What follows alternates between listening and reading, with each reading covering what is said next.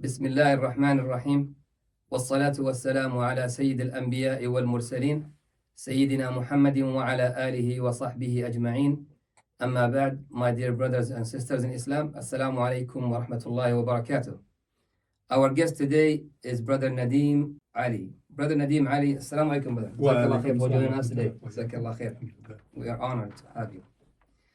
Brother Nadim Ali, mashallah, has over 30 years of experience in social services field. He is a licensed professional counselor, a community activist, and a wellness advocate. He is a husband and a father of 5 and is associated with Holistic Stress Control Institute. He has a strong interest in helping people overcome the psychological, spiritual, and blockages that contributes to their individual and relationship dysfunctions. He conducts a premarital and marital therapy in an effort to help couples identify and heal the destructive patterns. He helps adolescents get over their hump of life called adolescence and helps them navigate life without drugs or alcohol. He also helps people identify the underlying causes of anger and imparts skills to help them increase their emotional intelligence. Brother Nadim specializes in relapse prevention to help recovering people attain and maintain sobriety, and he integrates stress management techniques such as Tai Chi and Qigong into his practice as means of managing stress holistically. More about Brother Nadim on his website at nadimali.com, and the URL inshallah is going to be on the description of the video. So the first topic inshallah that we are going to discuss with Brother Nadim is around the high percentage of singles in our community. So Brother Nadim, do we actually have a high percentage of singles in our community? Yes, there is a greater number of singles in our community than years before because people tend to have more choices. Specifically, women, they have more opportunities, and so people will be wanting to get into their career, get advanced degrees before they decide to settle down and get married and raise a family. Whereas before, specifically, with women, they were more so dependent on men, going from their father's house to their husband's house and nowhere in between. And now, again, as I stated before, that women, they don't need us in regards to relationship. They want us, and so they want people. I've met highly successful women. They want to be married, but they want to be married in a healthy way. So they call them independent women? Well, independent, I don't like using the term independent, and I believe a healthy marriage should be interdependent.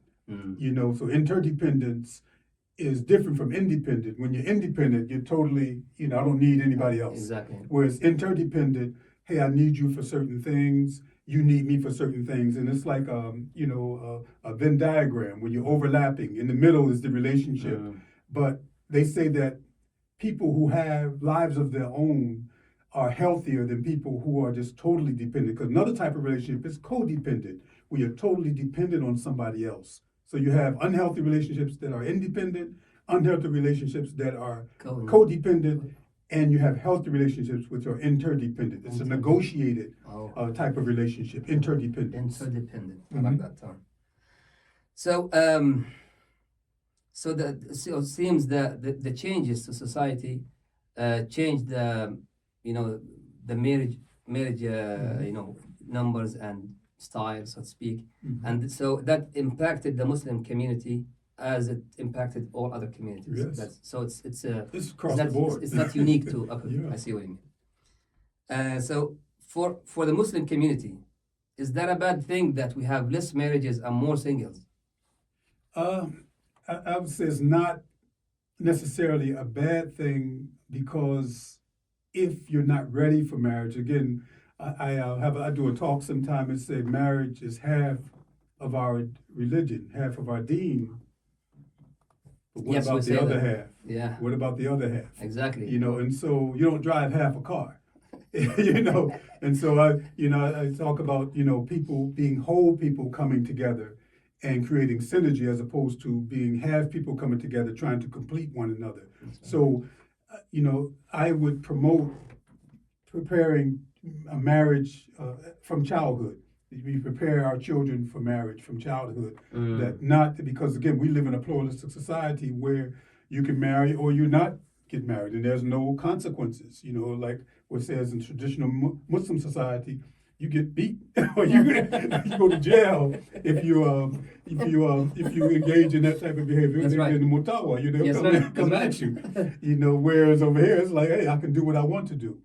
Because there's less of the fear of man as opposed to having the taqwa in your heart and the fear of Allah, No. where you want to do the right thing. But the main thing is to basically get prepared for marriage and complete that other half, fearing Allah, increasing your knowledge so that you can be successful from a religious perspective and an Islamic perspective in your marriage, as opposed to just getting married. Who was that? There's a Sheikh Muhammad Sharif. He calls it the halal booty call.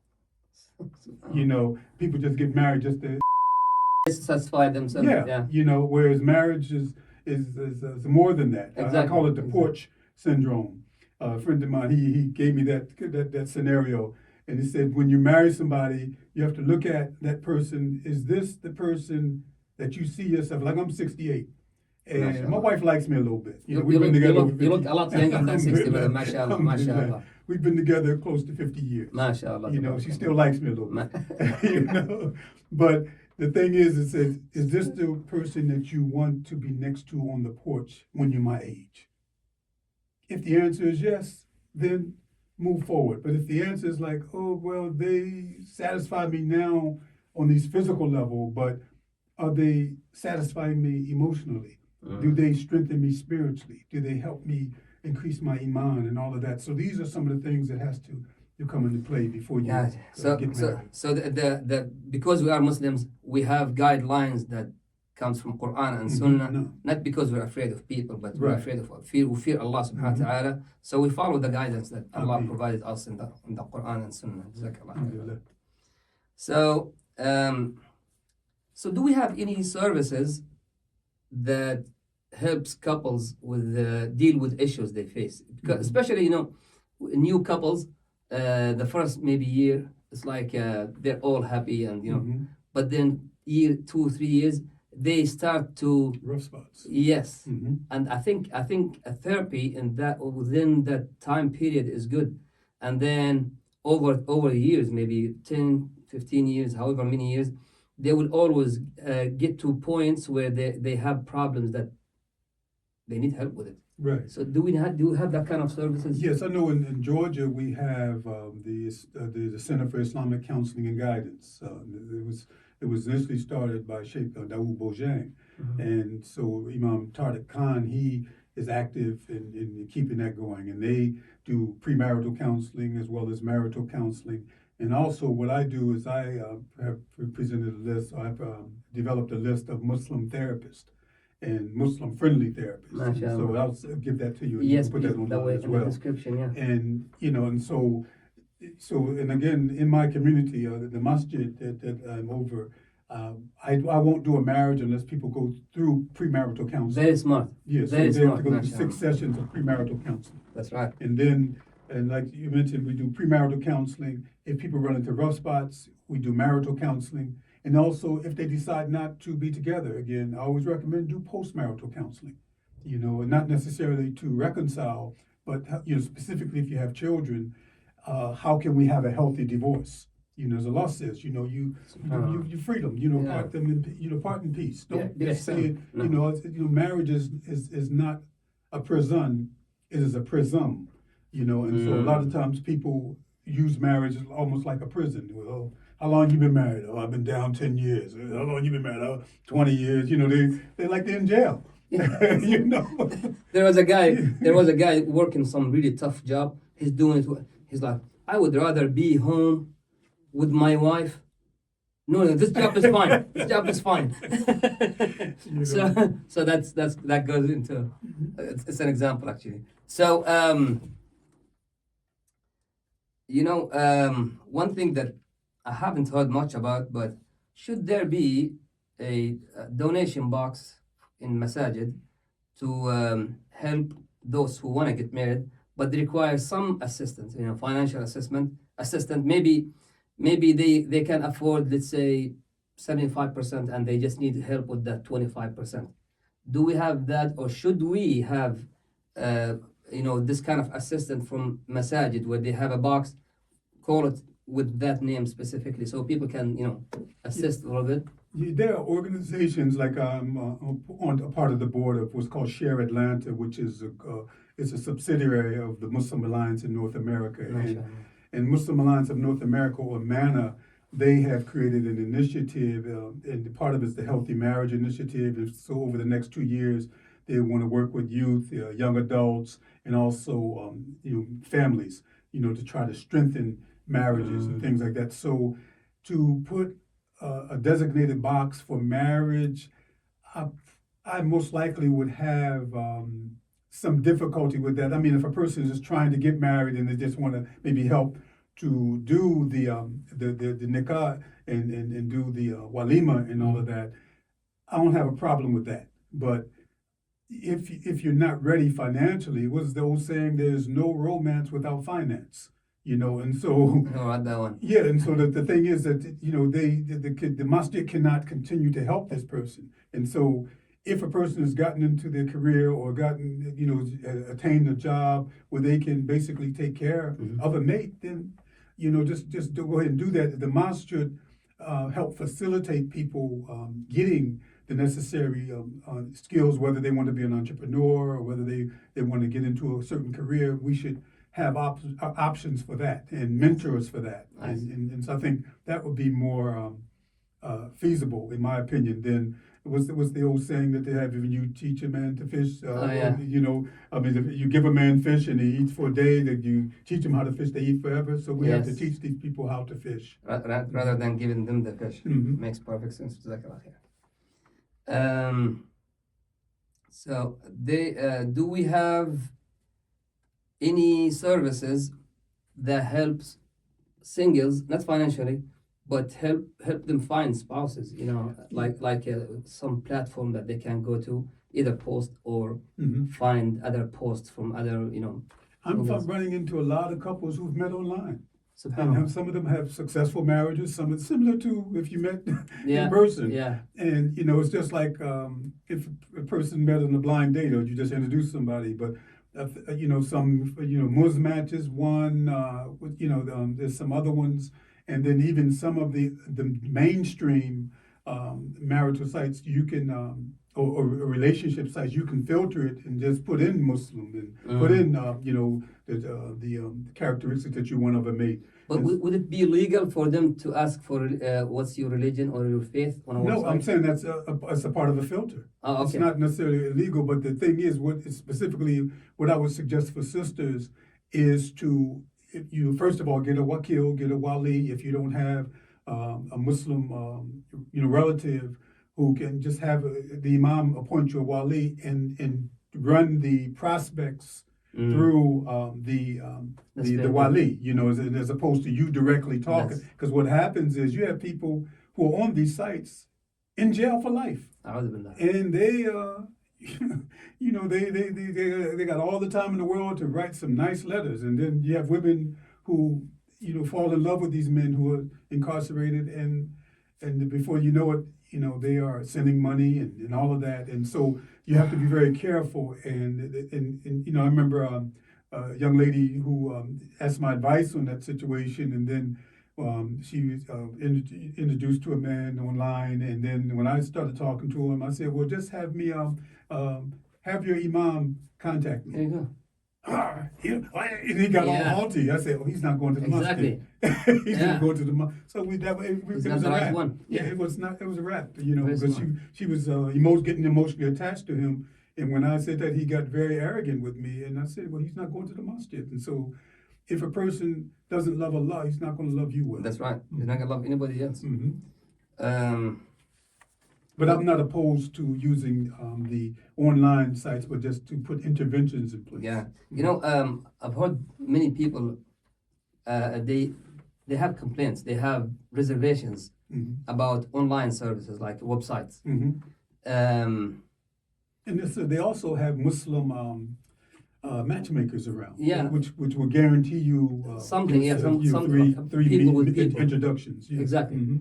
So you know what, we started a service on it's on Telegram. It's a Telegram channel.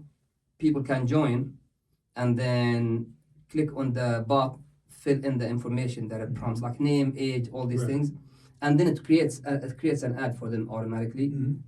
They can even upload a picture if they want to, which is recommended especially for brothers. And then it creates an ad for them. So those looking for a spouse, they can go to the channel. They can either view them or type in specific criteria that they're looking for. For example, somebody is looking for someone in Georgia. So they would type in Georgia, and then they would see all the ads that in Georgia, or maybe age. They could say 30. Age parameters. Yeah, yeah. And then, so it's not as advanced as a website, because in a website, you have a database, you have an application server that sits in front of it, and then you have all these fancy features where you can say, I want from age 20 to 30. I want to, yeah, so you can't do all these filters at once, but you can do a specific thing. That's one. Number two, we do have some sisters that they like to help those looking for spouses. So if some matchmakers. Yeah, like matchmakers, exactly. So what they do is, if someone doesn't like going through all these lists and filtering and searching, they can get in touch with them, and then they will explain to them what they need, what they're looking for. And of course, those sisters, you know, they also spend a good bit of time when they do this. So maybe they will ask for some donations or something, but they will help one-on-one. So what I'm going to do, inshallah, is I will post the information for it also on the description. That way those interested can go to it and either create their own ad or navigate through the existing ads. And may Allah, inshallah. Because if you go to a professional matchmaker, you have to pay. Yeah. And I know I've had clients these were not Muslim, but one has gone to a professional matchmaker. They gave them so much money, and they guaranteed them so many introductions over a certain period of time, and that's and so it's just the introduction, and then it's up to you after that. Exactly, because what they will do is they will verify. So they would say we have three, like let's say it's a man looking. They will say we find three hits, and they match your criteria. So we are going to first contact them, make sure they're real, they're compatible. We see if we get the feeling of are they serious, or they're, you know, and then they will let them, you know, contact them directly and all that. So but like you said, it's not free because it takes it's not easy. It's a lot of work. So inshallah, I will post some more information about this in the description.